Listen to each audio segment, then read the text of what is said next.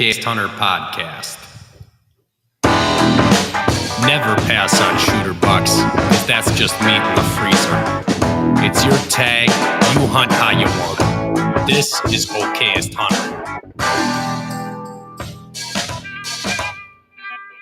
There it is.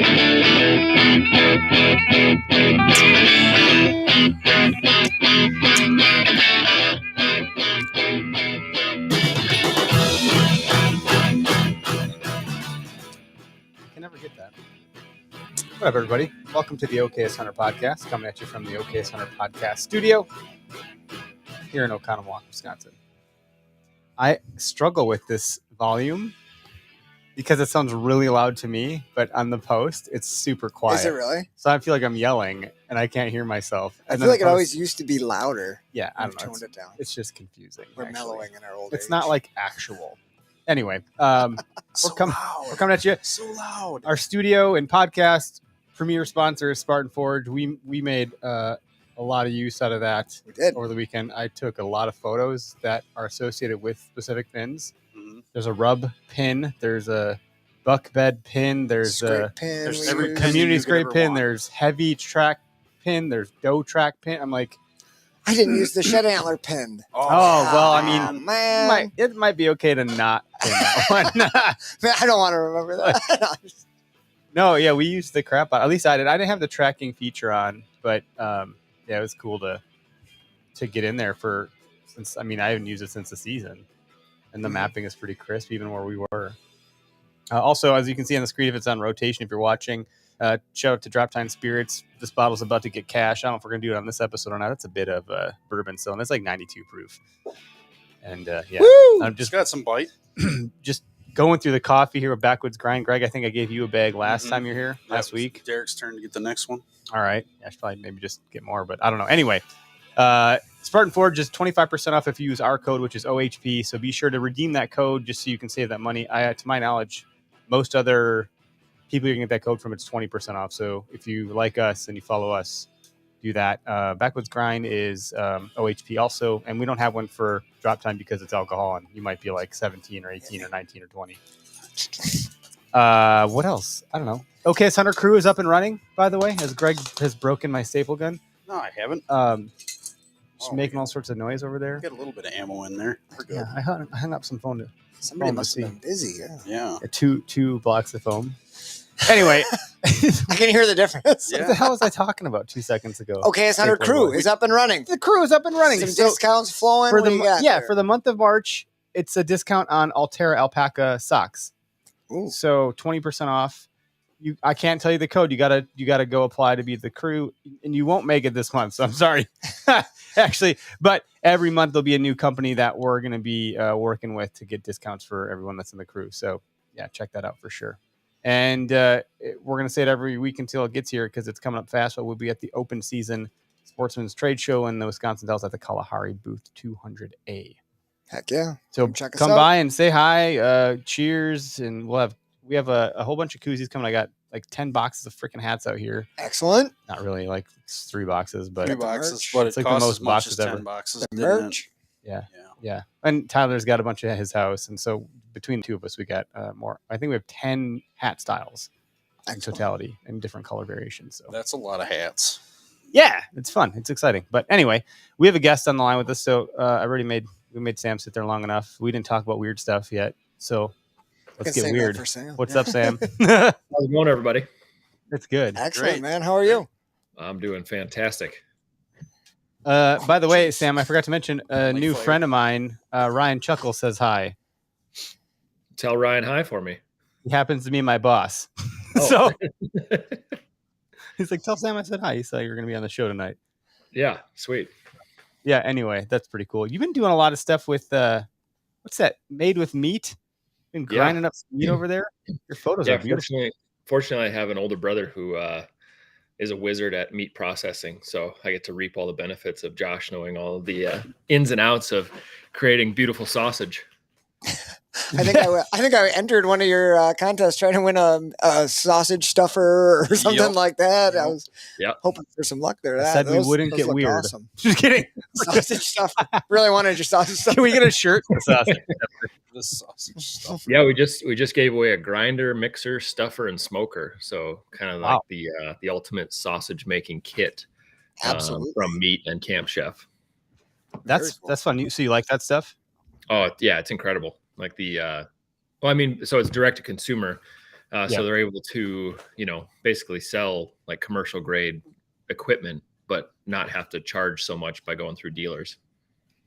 Oh, I see. Okay. That's kind of nice. So it is a high quality product at a good price point. Yeah. So like their 1.5 horsepower grinder, like if you had to buy it in a store, it would probably be like $1,500, but it's $700. Wow. That's still a bit of change, but that's quite the discount. It's like half off basically. Yeah. I mean, man, you could like, when you get that thing running, like you can just be dropping chunks of meat in, and it's just like, you can grind an entire deer in, we didn't time it, but it's very fast. That's pretty cool. I have always cut up my own venison and whatnot, but I don't have the means. I just got a grinder last year, so I haven't really processed my own stuff, just cut it up. But I'm definitely in the market and starting to look for a smoker, because I'd love to make my own, venison summer sausage and for sure. The brats and stuff. I don't know. You don't have to smoke. I can just stuff it and mix it and whatnot. But that's something I'm definitely trying to get more into. Yeah. I've been smoking on my pellet grill. I'm like, a meat smoker for dummies, basically, is how I look at that. I'm not really doing it, but I'm kind of doing it. But the result is great. Like, I don't have to babysit it. It's the same concept, right? I mean, you're just trying to create consistent heat and smoke. So a pellet grill is a great option for that, because you don't have to mess with it all that much. Yeah, that makes sense. Well, dude, thanks for hanging out with us here. We had you on, I don't know, a year or ish ago or something like that. Yeah, it can be a while now. Yeah. And we've gotten pretty consistent with this. We're in a different space now. We're like in the basement of my house rather than the upstairs of my house. So some things have changed, but some things have changed for you. I think when we did have you on, you were just getting into the van. Like, you're like, I can't really talk about it yet, but like we got a van like maybe just take a minute here and talk about what has happened with the van and the bus and maybe the last year of change, so to speak. Sure. Yeah. So, I guess, last time we talked, we had just got the van and basically did a full build out on, it was kind of like public land bus 2.0, something quite a bit more capable than a school bus. And there's the school bus is great for base camp, but if you want to try to go anywhere other than the foothills, you need something a little bit better. So the van, we bought a 2010 Chevy Express 3500, and we found it. It had 26,000 miles on it. So, I mean, it was basically brand new. It had, I think we ended up it was super inexpensive at the time. Now, if you went and tried to buy that van, it'd be like 40 grand just for the van. Yeah. My wife's got this great idea that we should build a van similar to that. And literally it's 40 grand to buy a Chevy or a GMC van, just a base stripped down model with a 6-liter gas engine in it. Right. And yeah, like, I mean, what if we do this and what if we do that, and watch the price tag go up? Yeah. And if you want to do 4-wheel drive, like we did, we drove it out to Pennsylvania and had Quigley put a 4-wheel drive system on it. And that's, with a 4-wheel drive and a 3-inch lift and limited slip rear differential, it's about $15,000 for the conversion. Wow. But I mean, when we bought it, like, we got into, you have a 1-ton chassis. So it's a 3,500 chassis, and then you have a full 4-wheel drive system. So, I mean, think about that in pickup form. Even at that time, it would have been, $50,000 to $70,000 to get into that. Right. So we came off pretty inexpensive. Now that would be quite a bit different, but that's what you need for that. That's what you're building it for, so you can use it, have it be capable when you need it to. So it's money well spent. Yeah. Yeah. The 6-liter it's got the 6-liter engine. Then I would love to get eventually would love to get into a 2021 or newer, because they switched to a 6.6, and the way the block is built, they didn't have to tune it down like they did on the 6-liter. Okay. And apparently there was a guy at Quigley who had got a new 2021 and he had like a 6 or 8 inch lift on it and 38-inch tires. and he was getting 19 to 21 miles a gallon. No way. Oh, no, that's unheard of. Yeah. So I mean, He's got to have like a eventually- 10-speed transmission in it and Yeah. hellacious overdrive. Yeah, but would love to get into something like that, and run either 33s or 35s on it, so you're getting over 20 miles a gallon. It would look sweet with 35s. You'll be pissed off with 33s under it. We started with 33s and then went to 35s, and it does fill it out a lot better. It looks. I had up on the screen here. I mean, obviously, people listening to the podcast, whenever they get this later in the week and stuff, they're not going to see it, but it looks impressive, man. And I've been following the journey, so to see how it's kind of come to life, even the first few things you did to the interior, I mean, even that was impressive. To someone like me who can't do anything handy at all. So it's like, wow, it's really freaking cool. Yeah, no, it turned out pretty awesome. Like, obviously Josh and I got to kind of dream it all up, and then we were like getting ready to like start the whole build out, and then COVID hit. And so the van was out in Colorado, and Josh ended up doing a whole pile of the build, putting the deck system in, putting the cargo glide on, building the bed frame. And then I was able to go out for a couple weeks and kind of work on, help work on everything else. And so it like definitely turned into a very functional hunting vehicle. Yeah. I mean, and what's the deck system in the back there that we just saw on the screen? Like, you have like a deck shelf system going on with drawers, and you got your weapons stored almost perfectly in there. Is it like the slide out like they do in the truck beds? Is it similar to that? Yeah, so same system. Deck builds one to fit in the cargo vans, and obviously we bought a passenger van, so ours technically doesn't match warranty, but we had to cut out some. Yeah, had to modify it a bit. Two deck drawers in the back, and then like the cargo glide makes a slide out system that fits on top of the deck. Basically, it doesn't allow it to slide out as far as the normal cargo glide. Otherwise, you'd have too much leverage on it. But then we bought some 2-inch closed cell foam, and I connected all that, and then did a full weapons cutout, so we can fit 1 bow, 2 shotguns, 2 rifles, quiver, some other miscellaneous stuff on that weapon slide out. And then the other, whoever's like kind of up to bat, like their bow can hang on the bow hanger right behind the passenger seat. But yeah, the weapon slide is one of my favorite parts. It's super cool. We just need to build one. Well, Sam, he's looking to upgrade, so maybe we can get in the market for his used one, and that one will work, huh? Rebranded, little OKS Hunter logo on the side. Oh gosh, Here we go. I feel like that might not fit the OKS Hunter brand. It was like, it'd be like your band, but it'd be like the one that Chris Farley was in the river by. It'd be terrible. Living in a van, OKS Hunter van just needs to be a front wheel drive minivan with nice tires on just the front. Yeah. Oh, we rotate them. I actually have that. We'll hang on to it then. That's what I sleep in when I go to Illinois. You put BF Goodrich KO2s on the front. Yeah. Yes, sir. Some KO2s. When you roll around at night while you're sleeping, you're like, what is that cracking noise? It's all the kids' Cheetos they dropped. You're just rolling over those. Snack for later. Yeah, there you go. It's so bad. Or you get a van mouse to clean up after you. And you're still utilizing the bus too, right? Just in you're not like, that must have been difficult to. Oh, I'm gonna drive this bus freaking everywhere. You can't find parking, right? Like, so. Yeah, the bus, it stands out a little more than the old van. You can't really like pull off on residential roads if you get tired or whatever and just take a nap without creating a little suspicion. But yeah, we're still utilizing the bus, using it mainly for events as a way to sell public land teas and raise money for conservation. But trying to figure out exactly what to do with the bus in the future. Need to, come up with some idea that's going to make a big splash in the world of conservation and raise a bunch of money, and then figure out what the next build is really. Yeah. Auction that thing off and put the proceeds toward conservation. Yeah, exactly.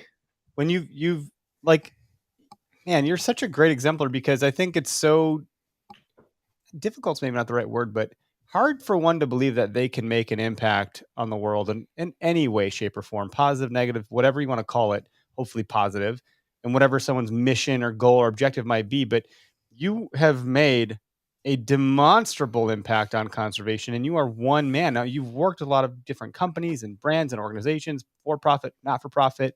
You have your brother and your dad, but I don't know of any other one name that comes to mind when I think of conservation as someone that's done so much good. Like, I don't know how much you've raised, but you've come up with such creative ideas. The Stamp It Forward project. You've done so many, the public land bus, the teas.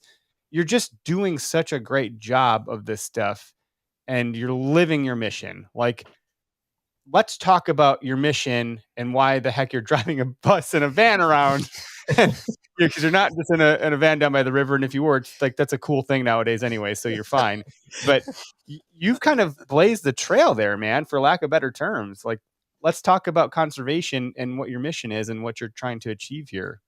Well, first of all, you got to quit giving me that many compliments. That's I don't do know. that, yeah, but you know, I mean, my head's gonna get way too big. I mean, I appreciate all the accolades, but Fit in there, so you're not floating away, so you're good. okay, good. Yeah, so kind of the mission behind, what I do, what Josh and I do as a team is, our entire company is founded on conservation values and raising money for the organizations to give back to the organizations that protect all of the places that we enjoy. And, I came up in the whole industry as a photographer, videographer, and just, shooting photos. Your streams have a connection. Oh, Oh. there you are. Am I back? Yep, we just had like a low spot in the Wi-Fi. You're right there. You're back. All right, sweet. What'd you miss, or what can I start with? Who got where you fell off? Right where you were saying the brands you've worked with, I think. Oh, just like kind of when Josh and I started Public Land Tees, it was the same time that I was basically taken off in the school bus. And for anybody listening who didn't watch the school bus journey, it was a way to use the a full-size school bus as a rolling billboard to raise money for conservation and to raise awareness about public land issues. But when Josh and I founded Public Land Tees, it was, with the mission surrounding conservation. And $5 from every single item we've ever sold, we've donated back to different organizations that, protect the places that we want to spend time.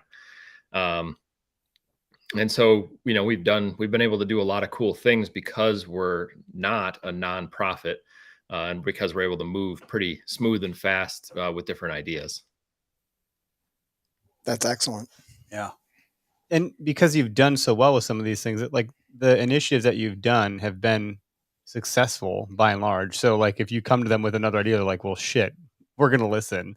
He's probably going to donate a bunch of money to us, Yeah. And I mean, honestly, just been very fortunate to have enough people start to follow along with the whole journey that we've been able to, raise these massive amounts of funds, like Stamp It Forward, when we kicked that off, and I'll explain that in a second, but when we kicked that off, when I was telling my brother the idea of what I wanted to do, like he was even skeptical of the concept, because I called him. I was like, all right, here's what we're going to do. Like, I'm going to have people just Venmo me money, and then we're going to buy duck stamps. And he's like, man, he's like, I'm just worried. I'm worried that, people are going to like send you money. And then like, what happens after that? Like, how are we going to, how do we like further the mission through Public Land Tees? And it kind of took off on a life of its own. In the last 3 years now, we have bought $93,000 worth of federal duck stamps. Yeah. I remember you first put that out there, and I'm like messaging you about it and like, how the hell does this work? And then you're like, here's my number. Let's just talk about it. So I ended up calling you. I still have your number in my phone, and we're talking about it. I'm like, okay, that makes sense. That's pretty cool. It's legit. It's all good. It'll go where it's got to go. And you knew what to do with it. And I'm glad. It's really turned out to be an awesome. It wasn't like Ponzi scheme. You didn't just like take all the money and like. No, we didn't just run away with the money. We did legit buy that many duck stamps. Yep. Like he had videos of him going into a post office and buying up all their duck stamps. It was pretty awesome. Oh man, I got so much crap for that first year, because I think I had to go to like 6 or 7. Yeah, you were at all sorts of post offices in your area and then some. Yeah, I had to go to like 6 or 7 just to get to 100, that first 100 that we bought. And then I had people worried that I was taking away other people's opportunity to go duck hunting. And so that first year we did a lot of educating of people that you can buy an e-stamp on the U.S. Fish and Wildlife website. And then it's good for 45 days as long as you screenshot the receipt. So we had to educate some people on the fact that you can buy one any time of day, anywhere you are in the world. Which is good too, right? Because I mean, a lot of people probably didn't know that until all of a sudden this happened, and then boom, like it Here's made, this guy I think I buying up might- all that the made hard somebody's life copies. easier, right? Yeah, Greg's like, do this. I was like, wow, this is pretty cool. You know, Yeah, even if you're not a duck hunter, that's one of the best things you can do for conservation is buy a duck stamp. that's what I've heard. Why is that? Where do you think The that mon- money goes? Where do you think the money There. goes? So this is a You can Google it and you'll Guys- find out. I am like an analogy idiot, but I don't know if you know this, but eggs are the most what is it called?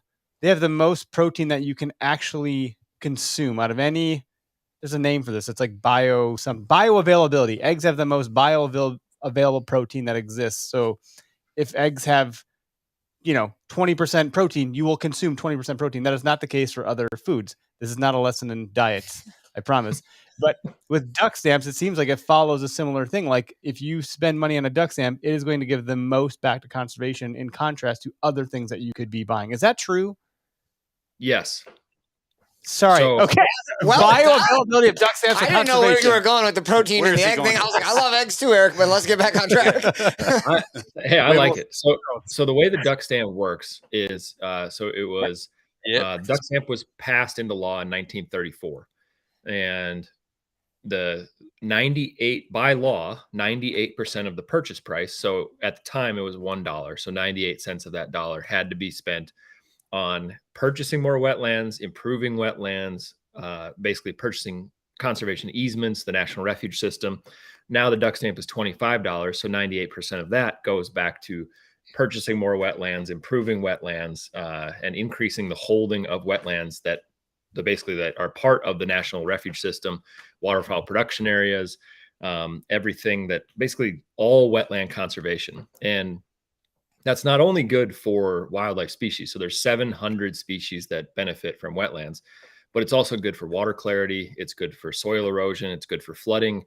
The more wetlands we have, the less flooding we have, the less soil erosion, the better the water clarity. So it's, like since its inception, it has protected, the duck stamp program has protected over 6 million acres of wetland habitat. God damn. And are there's certain organizations that are more transparent with the dollars that they get for funding, where they're like, hey, these dollars went to this project. I think the ability to see literally, like if you're working on a dike or an easement or, flooding of a land to make it, I don't have all the terminology here, but Right. Well, if you can see those things happening, if even Sam, specifically you, like if you can be like, hey, here's everyone that bought a stamp, look at what they're building here. Like this is some real shit. This is not, monopoly money. Stuff's actually happening here. We're making a difference. Yeah.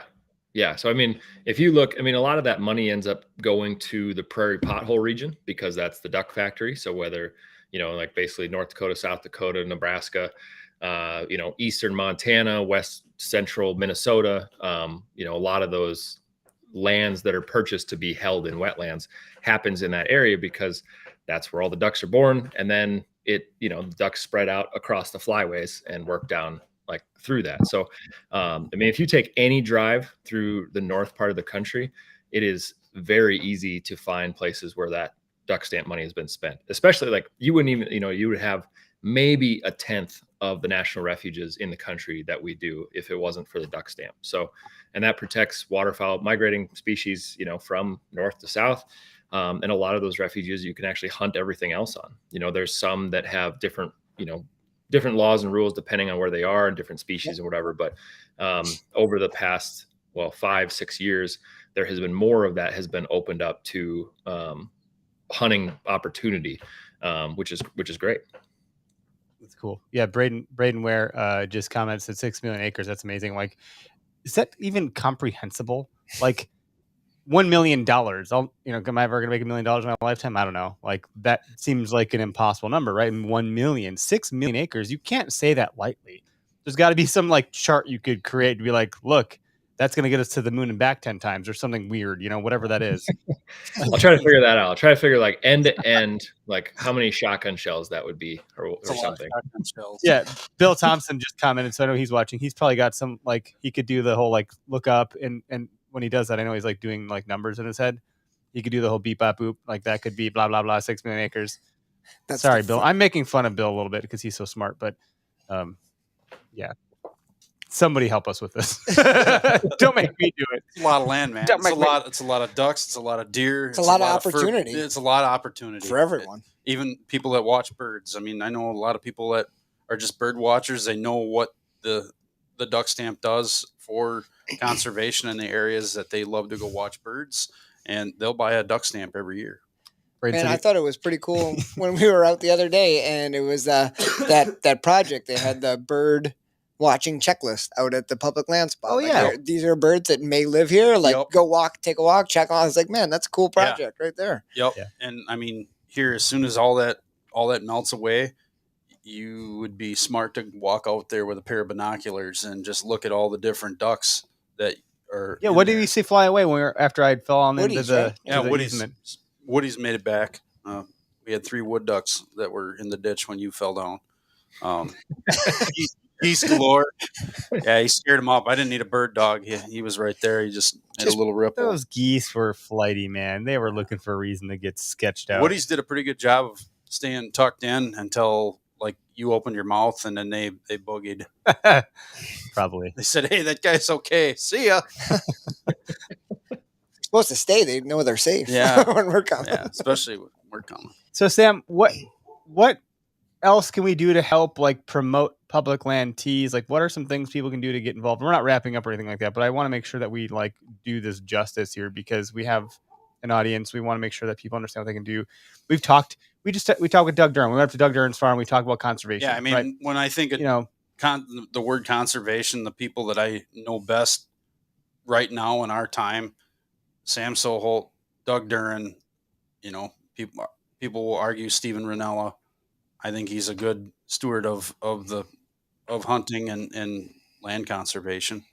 You just got 3 people? You got anybody, Derek? Putting you on the spot. There's some old timers, although Leopold is one of the biggest. So then with that, I just, your name obviously comes up in that gamut of people that we're talking about conservation. I think you're putting your money where your mouth is. It's just different. Other people can talk about it, and not to discredit that. I think Doug Durham's doing a great job with conservation and awareness for like CWD and things like that. Yep. But if I can go buy a duck stamp and pay it forward, kind of thing, that's really unique. So I don't know if there's any like other projects that are on the horizon for you, or should I go buy 10 T-shirts tomorrow? I know I've bought. That's not a word. Here we go, making up words again. You should.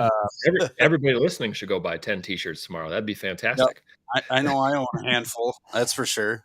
Dude, you guys. I get compliments on the duck hunt one all the time. I got the and they're cool T-shirts. I got the If you haven't checked them out, go check them out. They are very cool, clever, awesome. I could go down an awkward rabbit hole for everybody, and I will. I just want to see these guys squirm.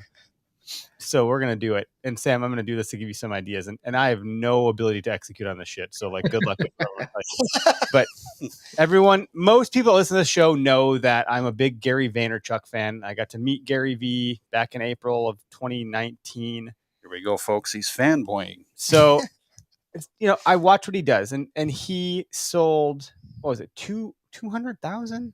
20,000? I'm bad with numbers. Some ridiculous amount of books that he just launched. He sold, let's just pretend it's 200,000 books in 2 days. How did he do it? He did an NFT project. He said, if you buy 12 books at once from me, you'll get 12 books. Great. Who the fuck needs 12 books? Nobody.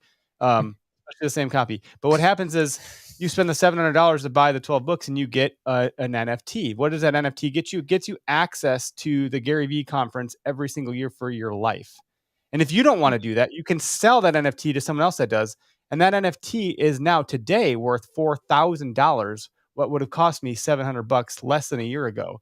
So is there something we could do with an NFT to say, if you buy this, you'll get that. And if you get that, then you have access to this and so forth. It is a really interesting time to be a marketer, but there's a lot of good you could do for the world if you think about it in a creative enough way, which you are really good at doing. So I'm just going to plant that seed and someone should water it.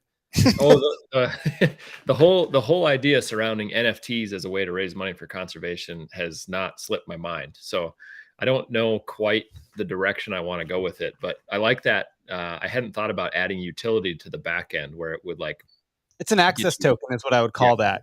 Yeah. Yep.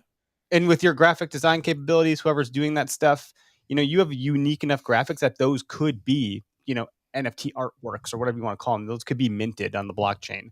Yeah. So, and I think just, doing some photography type stuff and minting those as NFTs. I think there could be some avenue there. Whether it be photos of people I've taken in the past and have them help, market it or however it might look. But I think that there could be a cool way to raise a bunch of money. Brain's with us. He's tracking. Yeah. And I know Bill could probably mint an NFT. I don't know that he knows how today, but he could figure it out by tomorrow. I know you got to create an account on OpenSea, and then you just have to there's some steps. I don't know how any of that works, but I knew that if it was like as an artist, you should figure it out. Buy X Artists amount of shirts for this cause, and you get the utilitarian, like you get to go on a bird hunt in North Dakota with Sam. a bus and Sam. Yep. I would freaking be on there buying it right now because that just sounds cool. Yep. Yeah, it sounds fun. If I don't want to do it anymore, then I sell it to someone else. And then guess what? It's a Ponzi scheme, but not in an illicit way. But then you get a kickback every time that thing exchanges hands. So and not that I want to throw anyone under an actual literal bus in this case, but if you die, they go up in value, just like a trading card, What the hell? Well, how cool would it be to be able to earn or buy your way into a hunt using public lands that your donation has helped, and as it earns more, conserve you get out there and you document it. And Sam does such a great job with photography. Man, that'd be kick ass. Bill said it's. I want to go. Easy. Can I go? Let's do it. He said it's pretty easy, and OpenSea is a good resource. Yeah, Bill will help us with this. We'll figure it. Bill knows. He's already done this. No, so whatever. Like I said, I was going to go off the deep end there into the OpenSea. Dad jokes for days, guys. And I've only had one bourbon, so I should pour another bourbon. I'll let you guys talk for a minute. Anyway, someone else take the reins for me after I'm. So we're going to jump ship here, change lanes, no directional. You're working on a new podcast, or you've put out a few episodes of a podcast. Good shit. Yes. Involving turkey hunting. What can you tell us about that? Absolutely. So turkey season is, depends on where you are in the country, but it's upon us. And, if you start down in Florida, but it's coming right up for everyone. And so Ben O'Brien and Ben has had a number of podcasts now that he's done. He had the Hunting Collective, which he did for Meat Eater. And then now he started Woodside with Ben O'Brien, which is a free weekly podcast. And then Ben and I co-hosted a turkey hunting podcast, which is a limited 8-episode series that is you have to subscribe to listen to it. But we had some really killer guests, and kind of the whole thought behind it was we don't really know what to call it, whether it's a master class or just kind of a rundown of everything turkey hunting. So, from episode 1 of just Ben and I talking about kind of the state of the union of the turkey and turkey hunting. And then, our first guest was Will Primos. Awesome. And we had Will Primos on to talk about, kind of the modern turkey hunter and what that looks like. And then we had, we had everyone from Will Primos. We had Mike Chamberlain to talk about the biology of the turkey and how amazing they are. We had Lake Pickle on, who works for Primos, works for Will, good buddy of mine, who talked about all of the turkey hunting gear. Aaron Warbritton of the Hunting Public was on to talk about calling and, the different sounds that turkeys make and how to call to a turkey and trying to keep it simple. We had Jason Hart on and then Dave Owens on, who are two of it's in the low 20s of people who have completed the US Super Slam on turkeys. And then finally rounded it out with Jesse Griffiths and talked about cooking turkeys. So the concept behind it was really a way to, even if you're a veteran turkey hunter, you're going to learn some things, but we're really trying to educate people who are either haven't done it or just getting into it and give them as much information as possible. That's really cool. Sounds amazing. I was wondering if Waddell would be a good guest because he's got the calls too. He's a big Yes. turkey guy. Yep. And we tried to get Waddell, and I think we've already been talking about doing Roost. So the podcast is called Roost, and you can subscribe at I believe it's woodside.supercast.com. And it costs you $20 to listen to all 8 episodes. But we were trying to get Waddell, but we've been talking about doing Roost 2.0 and get another set of guests on for next spring to launch it. So yeah. There's a guy we met on TikTok, and I know you're getting on TikTok. I just noticed that you're starting to kind of get in there and do more. And your stuff is beautiful. Like our shit's, weird. Yeah. But whatever. It's all relevant. Yeah. Ish. Your stuff is like cinematically attractive, and I like look forward to seeing your content. Our stuff, I'm like, oh God, what am I going to put out there today while I'm down the toilet? Hey, did you guys hear that theory about the TikTok algorithm? Well, I think the rich get richer over there, but I don't know what what do you got? No, so TikTok is a Chinese-based app, right?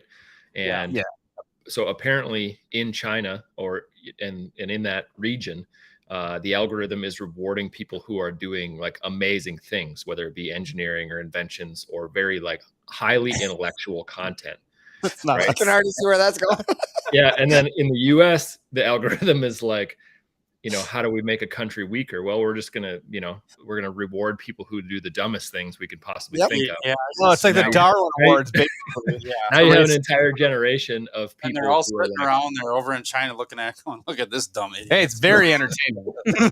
Very entertaining. Very dumb. Well, what I was gonna say is Chris Whitley has become a friend of ours because of TikTok. Mm-hmm. Chris Whitley is like Get Outdoors Today or something is his name. But if you search Chris Whitley, he's been on our show. He's called into the show. He might show up here at some point and start commenting. I think he's, semi-aware of our live, cadence. But he's not nationally ranked. He corrected me last time I said that. He's like, dude, I'm not. But he competes in like competitively for turkey call stuff. Okay. We had him on last year. He did like a whole sequence where they flew out of the roost. They did his calling was maybe I'm not exposed enough, but it seemed very impressive. Did he have his hand going when he did it? Did he? I don't remember. Yeah, he probably did. He had a set of wing feathers, and he was beating them against his leg or whatever. Make it sound like a hen flying down. Oh, yeah. There you go. Yeah, but he there you go. But he puts out so much practical content on a regular basis to educate people on how to do stuff. And he's got a really thick Southern accent, so he's just a joy to talk with.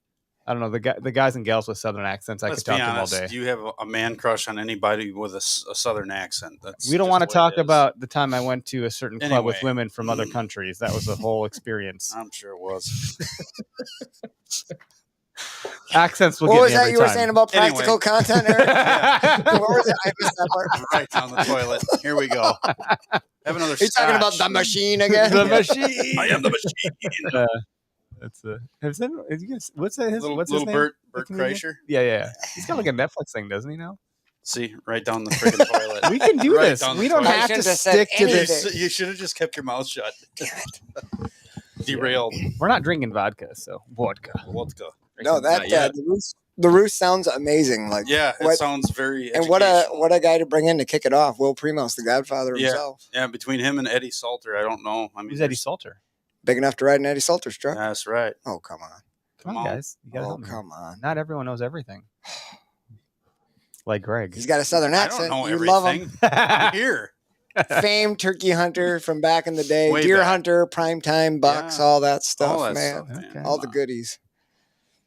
Well, good stuff. Anyway, back to Sam. Sam, back to you. And back to you. No, are you like embarrassed to be on a podcast? Like the shit that we navigate here? No, it's great. It's okay if you are.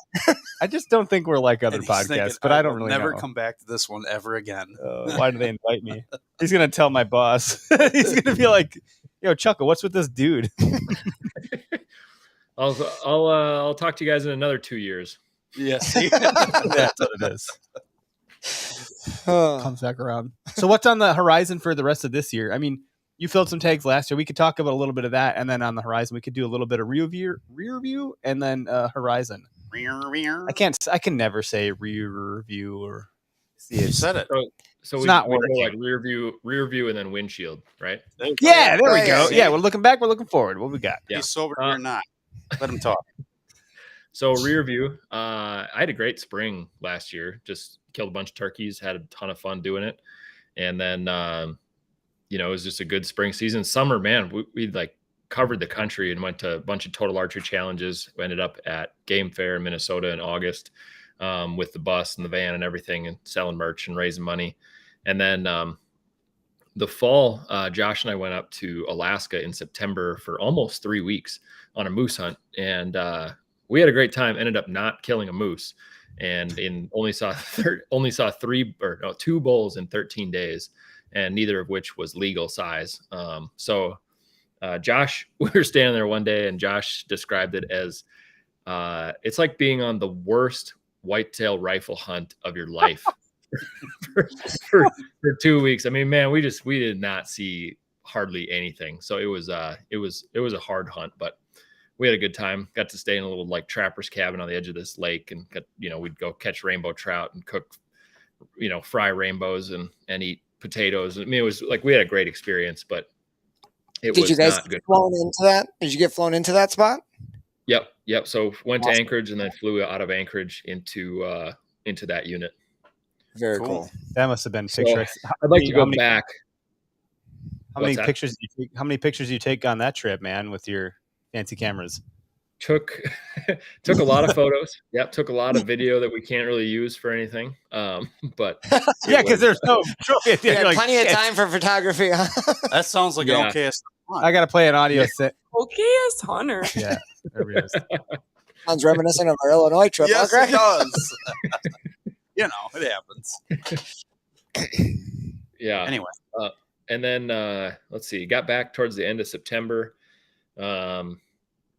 We were gonna do a mule deer hunt out in western North Dakota, and we had like a little window, and that ended up a huge snowstorm blew in when that was going to happen. So we were like, well, we could either fight our way through a blizzard to hunt like half a day, or we could just stay home and work on the next trip. So that's what we decided to do. And then I went to Wisconsin actually on a whitetail hunt. You didn't call us. Jeez. I know. Sorry, guys. Next time. So you reached out to the okayest hunters. But yeah, went on a kind of a photo / hunt trip for Mystery Ranch Backpacks. Oh, and, yeah, okay. And got to hunt with the sorry, that's my dog. Yeah. I got to hunt with the amazing guys at Bluff Country Outfitters, and awesome. I was jacked. Like I've never done an outfitted hunt. Have typically been grinding it out on public land, and to go into a property that they have focused on, big whitetail for like 30 years, just to like see how they thought about the land and like how they thought about hunting and then ended up going in there and being the lucky one that was in the right spot at the right time and shot a great deer in early October. And I was, I didn't know how I was going to feel about it. Like I'd been so many years of like hunting public and why? Certainly not anti-private land, but I just never had any good private land to hunt. Yep. And so just like stepping into that and shooting a great deer, I didn't know if I was going to how I was going to feel about that. And I was just as jacked as I am when I kill something on public. So sure. it was a blast. That's such an incredible area out there in the Driftless where those guys are at. Like it's set up so beautifully. It's amazing country. Unbelievable. Just driving through there. Like I know I was driving 10 under the whole time on the way through, just like soaking in that whole bluff country. The foliage was all changed and all the old barns, like all that stuff. That was the barn buck picture, wasn't it, that you posted? That was the barn buck. Yep. It's beautiful. It is beautiful country there. I remember in high school, we used to go down there on shed hunting trips. My dad, we always heard about Buffalo County, so we'd go down there on my spring break. And the first time we went, we're driving around, and I had talked to Tom Indrabo through email. Yep. He invited us over to come hang out at a spot. So we were driving around, and my dad's like, see, I didn't want you guys to get your hopes up. Like, there's not deer running around everywhere. And we're like, yeah, like we kind of thought it was going to be crazy. And like 20 minutes later, all of a sudden, every corner he went around, there was like 100 deer in that field and 100 deer in that field. And we'd have to stop the car and wait for like a line of 30 to cross. And we're like, holy crap, it is true.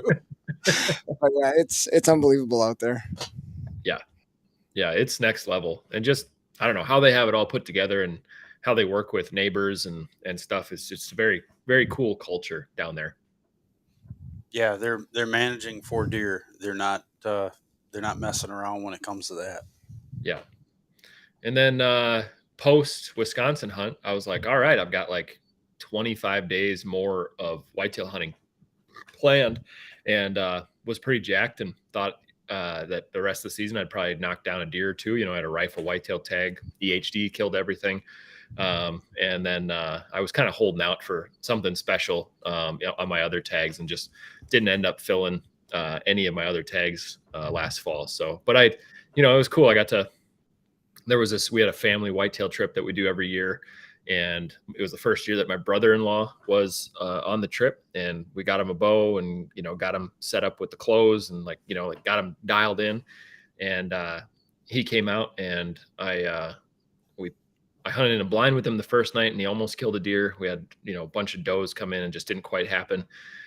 He hunted with my dad the next morning, and they were packing up and had a deer walk right to the decoy as they were packing up. Neither of them had their release on their bow.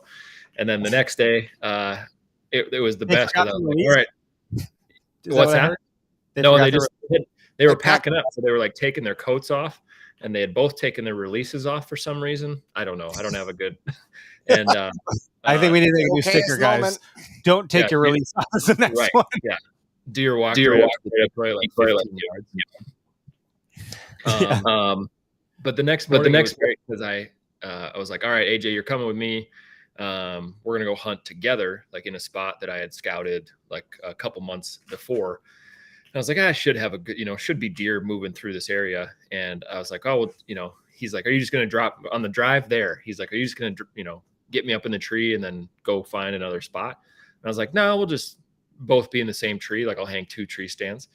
And he's like, Sam, I've been looking around and I haven't seen a whole lot of trees that could hold 2 people.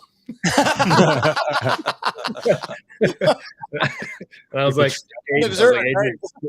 don't worry about it. I've done this a lot of times. Like, we're going to be fine.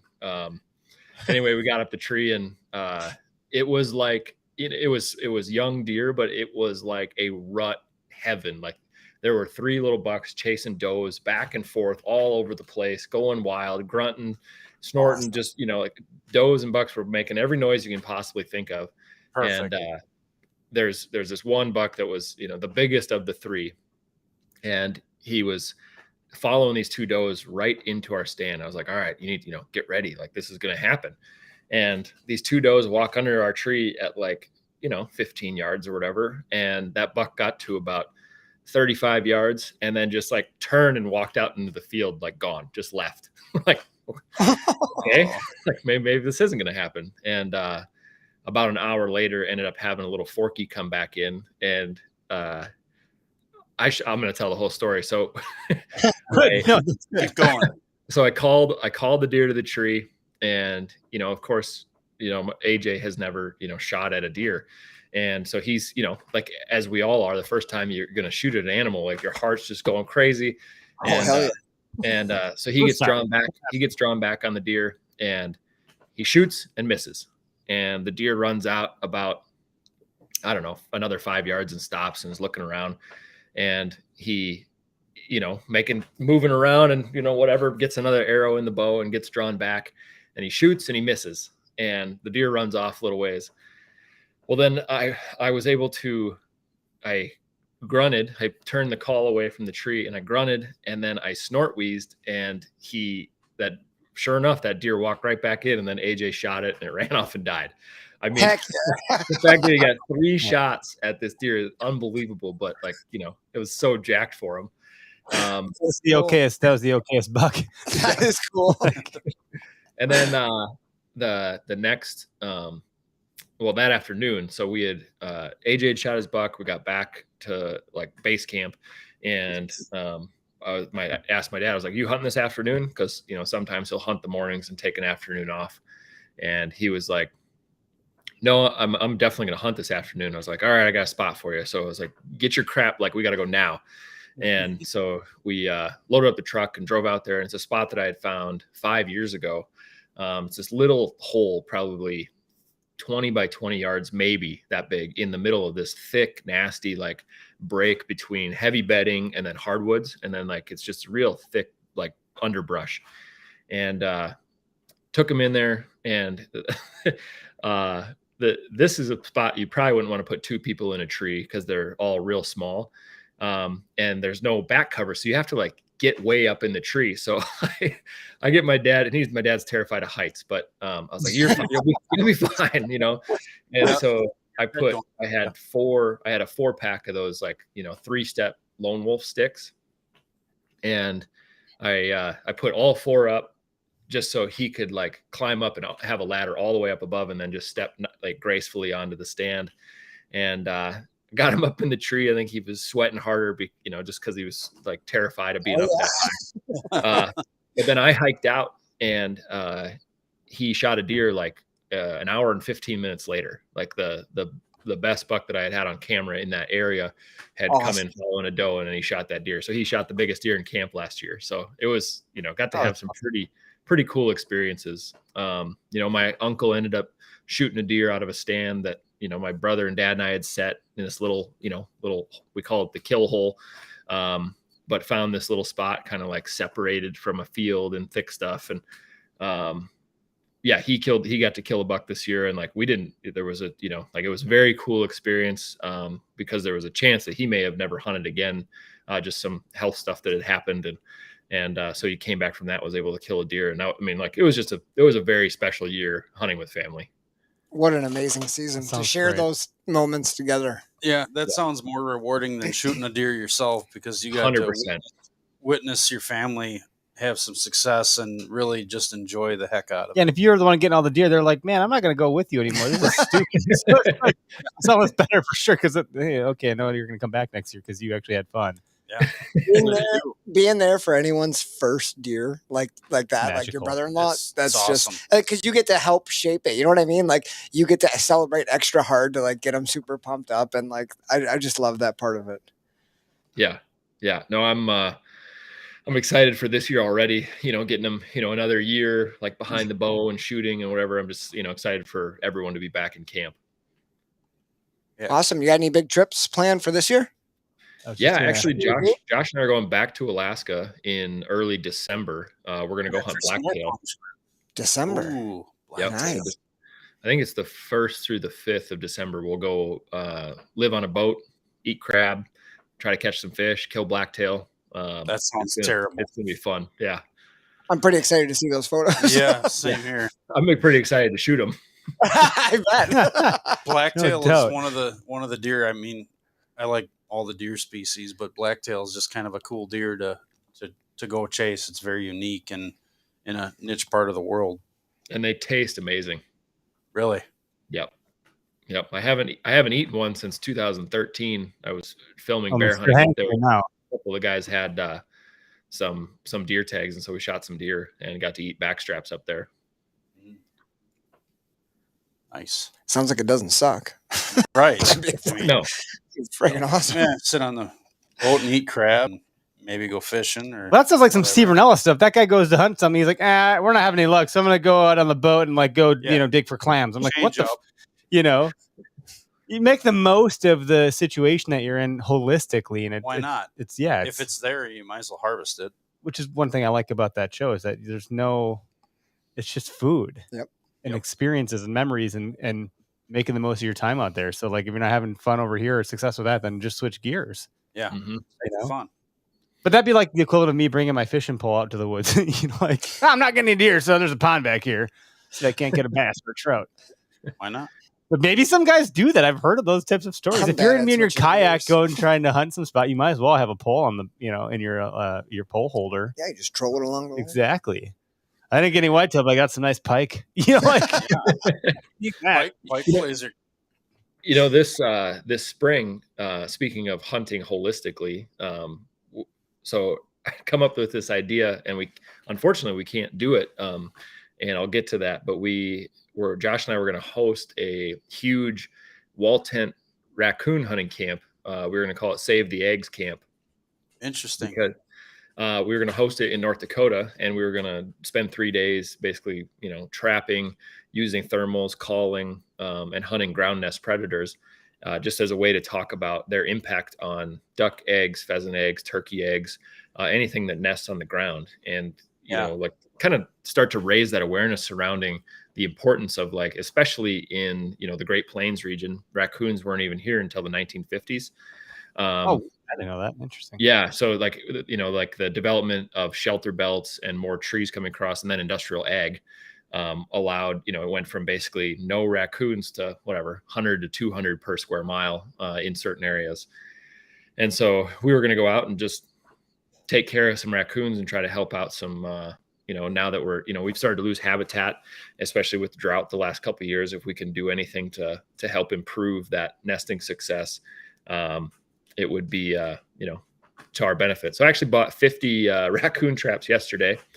And I'm planning on doing quite a bit of trapping over the next few weeks to try to get ahead of turkey season and get out in the woods and do some preseason scouting for deer and turkeys and everything, and have a little fun. Heck yeah. What did you get for traps? Are you a conibear, long spring, coil springs, live traps? I did those Duke, the dog proof traps. Okay. Yep. Just those are round ones. Yeah. Everything I watched and listened to and saw, like, it just seemed like it was very simple design. Just seemed like an easy way to not catch some, farmer's dog or whatever, and go out and be able to set traps on a bunch of public ground. A friend of mine has a farm, and he lets a guy trap, and my dog, we were going towards the end of pheasant season, and my dog ended up finding a coil spring trap, unfortunately. Oof. And I knew there was one around just by the way the ground was disturbed, and the guy was trapping coyotes, and she caught it right on the pad, and I got her out of it before she went crazy. But yeah, the dog proof traps are pretty interesting, and I just kind of started seeing them the past couple of years, and I'm like, wait, I've never seen those. I've never even used those. I've had experience with conibears and live traps and coils and long springs, but never a dog proof. And they're pretty effective. The coon gets, or I think they even use them for coyotes in some cases. I don't know if they make one big enough for coyotes, but I think people have caught coyotes in them. You put the right scent in there, they're curious, so they go and stick their front paw in there, and they get caught, and it hangs on. It's pretty cool because it has so the way they work, I should grab one. Whatever, I can grab one. But the way they work is basically you put, like, they have a stake in the bottom, and it's like a little round cylinder, and then you put I was watching one guy, he just fills them up with either dog food or cat food or whatever, and then puts a little like fish oil around it just to get some scent out there. And as the raccoon eats the dog food or cat food or whatever, the only way to trigger it is they have to reach down into the cylinder and then pull up on the trigger. So it's not like they can just push down and get trapped. So it kind of, it's when they're pulling out. Right. So it's a little, so it's a little safer for, everything else that might wander by the trap. You're, not going to catch something you're trying to. Sure. My experience with using, and use this however you might want to, but with using any kind of cat food or dog food, I'd always get bycatch, or even cats for that matter, in live traps. 'Cause all I do is live trap them. But I went with using candy hearts and jelly. Okay. And coons love that. I never caught skunks. I never caught cats. And on a rare occasion, possums will go in anywhere. I'd get a possum, but trap it simple. But maybe if you're catching the wrong species, maybe switch to candy hearts once. Maybe they'll like that instead of catching the farm cats that are running astray. Yeah, I'll certainly take that into consideration. I'll bait them with whatever works. Marshmallows. I had one guy tell me peanut butter and birdseed works really well. Yeah, but I like that jelly and candy hearts. Well, we had it's Valentine's Day, and Greg was lonely, so he had. No, I just got tired of getting boxes of candy hearts from all the little old ladies, in white gloves and stuff. You're a cute little man. Here you go. The old ladies were hitting on you, were they? You want some candy hearts? This one says, "I love you." Yeah. No, we actually had. I'll keep you warm at night. We had Start Candy Company here in Pewaukee for years, and a buddy of mine would get 55-gallon drums full. Oh my god! Disgusting. Yeah, I'll make candy hearts work, says Greg. Gotta get rid of this shit. Throw this crap. That's away. carp bait for bow fishing. Yeah, that's everything. your coon bait. Yeah. If Yeah, you wouldn't eating believe what I shark- caught Other with things you candy can do with hearts that. over the years, man. More than So my one of true. the- One of the Yeah. areas I plan on trapping, I know there's plenty of raccoons because I don't know if you remember when I brought hot apple pie and ice cream to the tree for I deer saw hunting, that. and I actually accidentally dropped a dollop of ice cream on the ground, and while I was hunting, a raccoon came up and licked up the ice cream. That is cocaine for raccoons. And I'm gonna eat this. I don't care what's And around. raccoon cartwheeled all the way back to his tree. Woo! He had the best day of his life. There's Yes, a he children's did. book about this actually. And Stevie got some ice cream.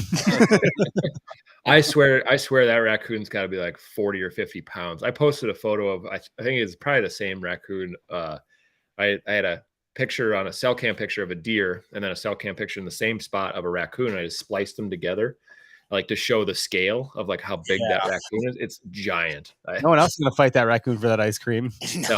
No. He's gonna get it. Biggest coon I ever live trapped, and I don't know how it fit in there because it wasn't turning around, but that thing weighed 40 pounds. It was a beast. That was is not- enormous. And it was the most docile coon I had ever had in a trap. Like it He's would probably just lazy. usually you come up to a live trap, they're hissing, they're growling. He's Yeah. probably been trapped before. He's probably old enough to been It trapped was a before big, in a live it was trap. a big sow female. She knew the and- drill. Yeah, she knew the drill. All right, I get the food, I get out. No, you're getting a 22 between the ears, and you're gonna go to market. And it was like a Did you make 3-star a hat out of that? 4XL. I got $75 for that pelt Oh, yeah. back early in How old were you? 2000s. I was in my 20s. So that's when- you're so the like market- sweet. That's a the couple market takes took- of gas. That's The like not market even was a half good through tank the now. 80s, through part Yeah. of the 80s. Took a complete shit all the way in through the 90s, and then early 2000s when I was kind of got a job in the trades, and I was looking for something to do. I took up trapping with a buddy, and we were going around farm to farm asking people, "Hey, you got a coon problem?" "Oh yeah, trap them all." So we were out there with live traps, and Like Pokemon. oh yeah, we were having a ball. Gotta catch them all. Got to trap them Yep. all. But we were trapping coons, and I learned how to stretch and skin and clean furs. And my buddy had all the stuff to do it, and we'd take him to market. And he's like, "Dude, check this out." I'm like, "Oh, $75. That's pretty good." And he goes, "No, that's for one coon. That's just for one coon." I think I made like $400, and I don't know. I might have caught 20 coons that year. I don't remember, but It's awesome. yeah, I did pretty good for not knowing much. I learned a bunch, and it's fun. It's Trapping's fun. a lot of fun. Yeah. That's Man, when you fun. say take them to market, it just makes you feel like you're 90. Right? We took them to market. Or like you're reading a kid's story. This little piggy went to the market. By the way, I now only know what that means. This little piggy went to market meant he wasn't going to market to buy some freaking, little No, he's piggy gonna stuff. be He was bacon, bro. going to the Bacon, bro. market to be big. I was like, holy shit, I'm 36 and I just figured this out. We got bacon, we Whole got time. pork chops, we've got ribs. Oh, man. This little coon went to market. Yeah. Yeah, he did. A lot Get of him practical information coming around here, guys. We're making it full circle. Yeah, we are. Yep. You don't know. Now you know. People are like, they're not going to admit it, but they just learned something new. Listening to us guys. Yeah, I just saw somebody comment about calling raccoons, and if you've never done it, it's amazing. We Just- attempted it when we would go out and coyote hunt, and if the coyotes weren't responding, we would switch over to coons. And my buddy had an old Johnny Marshall or whatever calling sequence thing. It was all on a tape. That's how old it was. Tape. And No one knows what you're talking hit about. the play. Did you get it at Kids are market? like, what's Yeah. that? Might, What do you mean might you have got it at the Did market? you, got did it you at duct market. tape its mouth shut? I don't know what that means. Yeah. Anyway, but we'd switch over to coons, and like you'd hear him rustling around, but if something didn't look legit, like these coons must have been called at. I think he was taking us to his bunk spots that he had called a million times and educated the coons. But it's pretty cool to be able to see them respond to a call. Is that something you do a lot of, Sam? I haven't done a ton of it, but it's I've done like, I don't know, probably 10 sets and called in 7 raccoons. So it's pretty high percentage. Way better than my coyote record. Oh yeah, no, like yeah, coyote calling is I've never had good luck, but It's tough. I called in raccoons almost every set, and then one of them I called in a fox on the same sound. But Yeah, there's a YouTube video out there. It's like Raccoon Ruckus. My buddies filmed it for Lucky Duck, like the Predator show. And go watch that. They got all the tips on how to call raccoons and what sounds to use and like durations. So yeah, pretty cool. That's awesome. So yeah, I think we were talking about calling them in and stuff, but I think we covered the rear view pretty well. What's Yeah. on the horizon? What's on the Let's see. other than a couple? Lots of turkey hunting this spring, so that should be pretty good. I'm gonna try to get some family, some turkeys. My wife's got a tag, my dad's got a tag, uncle has a tag, and we're gonna bounce all over the place. Gonna go down to Nebraska early May for identical draw. Those guys are doing like a mentor hunt. Okay. So I'm gonna go help get somebody a raccoon.